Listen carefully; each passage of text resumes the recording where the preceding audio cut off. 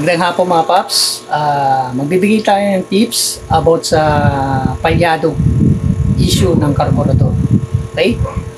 Papakita ko sa inyo yung mga parts na pwede nyo checkin kapag na-encounter nyo na papalyado o palyado yung motor nyo, lalo na sa carburetor. Okay?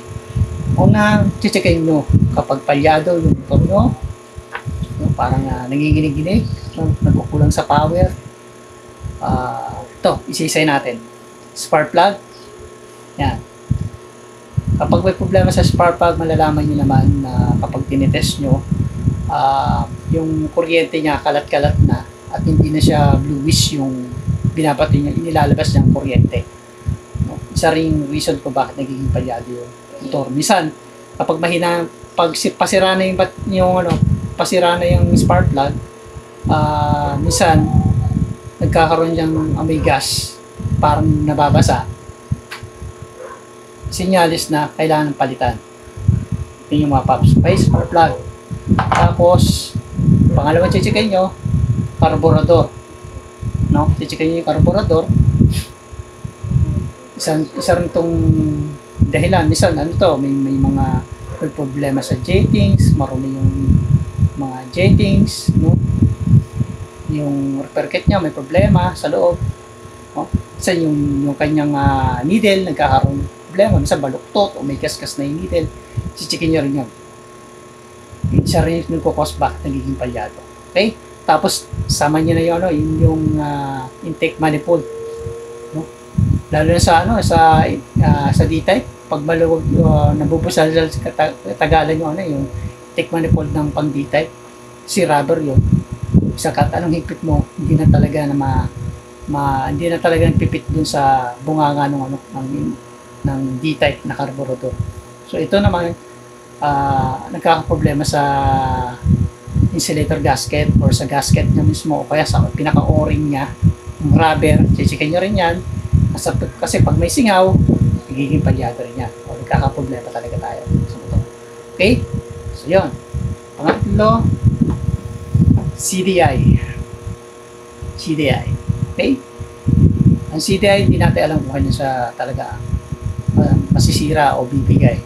So, kung 3 years na yung motor nyo, mula nung binili nyo, or nabili nyo second hand, paghandaan nyo yung CDI. Kasi talagang minsan, pugugulit ka na lang mamamatay-matay yung motor mo, or bigla na lang siya mamamatay. Pag binibirit mo, hindi siya makabirit na maayos. No?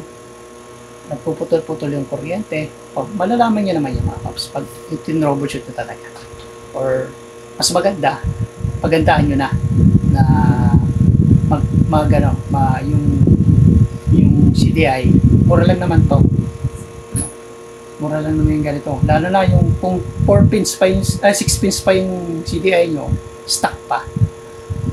Palit na kayo ng 4 pins na DC CDI. Okay? DC CDI ang CDI ni Rusi Pason. Lahat ng scooter ni Rusi or Motorstar, kadalasan yan si DC CDI na madalang lalang yung AC. Okay?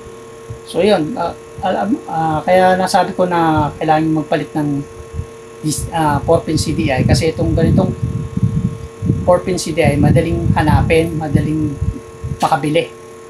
Hindi tulad nito, madalang ang bibenta nito. Nahihirapan kayo. Kaya mas maganda i-convert nyo na lang. Kasi ito madali itong mahanap sa mga shop. Okay? Okay, next. Rectifier. Yan, kapag nagloloko yung rectifier, ito yung pinaka-charging system ng motor nyo. Kapag nagloloko to, hindi na siya nagbabato ng, hindi na i-charge yung baterya, ipopos din siya ng pagiging palyado o pupugak-pugak yung motor nyo. Okay? Chichikin nyo rin. So, malalaman niya pag ginagamit nyo ng test light o kaya digital tester o any pang tools na pwedeng pang troubleshoot sa ganito. No? Yan. Isa rin to. Bakit nagkukos ng palyado? Rectifier. Ang suli natin ay battery. kapag ang baterya nyo, siyempre pag may problema sa rectifier, siyempre malulobat to, madidrain yung battery. Si battery, di siya may charge, charge sa maayos. So maapektuhan ngayon yung supply ng kuryente. Kasi nga battery operated yung motor nyo, pupugak-pugak talaga yun. Kasi nagkukulang sa voltahe or sa supply ng kuryente. Kaya siya namamalya.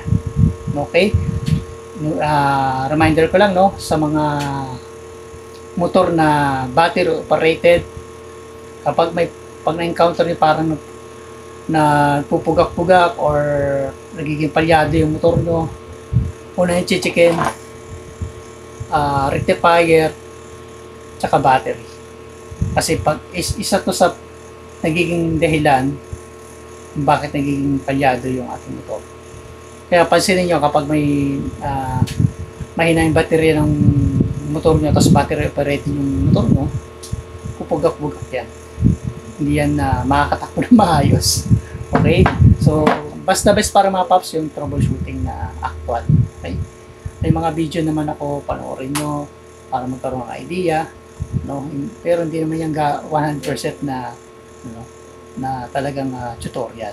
Tips lang naman yun para nang magkaroon kayo ng idea. Katulad itong video na to, sinasabi ko lang yung mga pyesa na pwede yung checkin kapag na-encounter nyo yung pagiging palyado. So, marami pang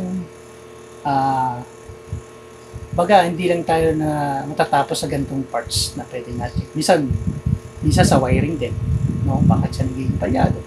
Kasi yung mga wiring katagalan, nagkakaroon din ng ng corrosion. Mga sakit, checkin nyo rin yan. Baga, kung nga, sample, na-check nyo na lahat. Alas na palitan nyo na, palyado pa rin. Talagang kailangan na talaga ng masusing troubleshooting yan. No? Ang carburetor naman na motor ay hindi naman ganun kasela. Hindi tulad yan ng FI na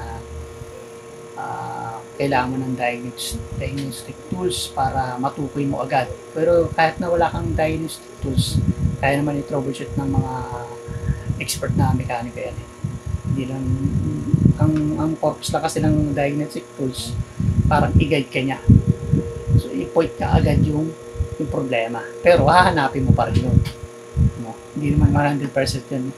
Ituturo niya talaga yun. So, bibigyan ka lang niya ng code. At yung code din, yung babasahin mo para matukoy mo yung problema ng motor mo. Ganun yung sa FI. Kaya may mga error mo. Dito ulit sa carburetor na talaga kailangan mo talaga actual troubleshoot, no? Para matukoy mo yung problema. Okay? So, yun ang mga paps. Sana may napulit kayong kaalaman kahit pa paano. At may natutunan kayo sa pinagsasabi ko. Yun. Siya nga pala, support nyo rin yung TikTok account ko. No? Pwede nyo bisitahin doon. Marami akong mga post doon ng mga pyesa ng motor. Pwede kayong order doon. No?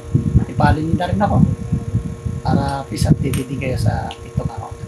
Kaya mga paps, maraming salamat sa support kayo. Lalo sa mga nanonood sa YC ko, sa YouTube channel ko. Maraming salamat sa support kayo.